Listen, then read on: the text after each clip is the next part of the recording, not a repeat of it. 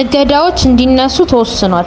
የአዳነች ዘረዳ አስተዳደር በደቡብ ኦሞ ዞን ሳዳነች ወረዳ አካባቢ በነበረው የማርበርግ ቫይረስ ስርጭት ስጋት ምክንያት በትምህርት ቤቶች፣ የህዝብ ማመላለሻ ትራንስፖርት አገልግሎትና ሌሎችም ህዝብ በሚሰበሰብባቸው ኩነቶች ላይ ተጥሎ የነበረው በከፊል እንዲነሳ የወረዳው ምክትል አስተዳዳሪ አቶ ኡመር ኖክዌ ለቲክቫ ኢትዮጵያ አሳውቋል።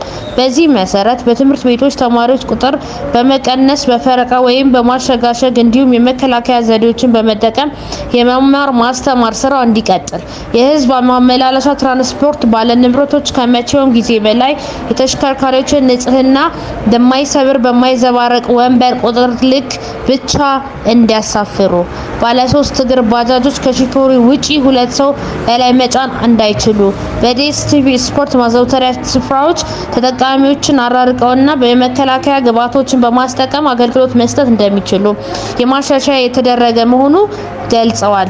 ለቅሶና ሌሎች ማህበራዊ ጉዳዮች ለጥንቃቄ እንዲከወኑ ውሳኔ ተላልፈዋል። በሌላ በኩል የዳሰች አካባቢ ካለው ሰፋ ያለ መልክዓ ምድርና በአንዳንድ ቦታዎች ካለው የውሃ ሙላት መነሻ የማርበርግ ክትባት በድሮን ታግዞ የተሰራጨ መሆኑን አቶ ኡመር ኖክዌ ገልጸዋል። ለቲክቫህ ኢትዮጵያ አዲስ አበባ ሐዋሳ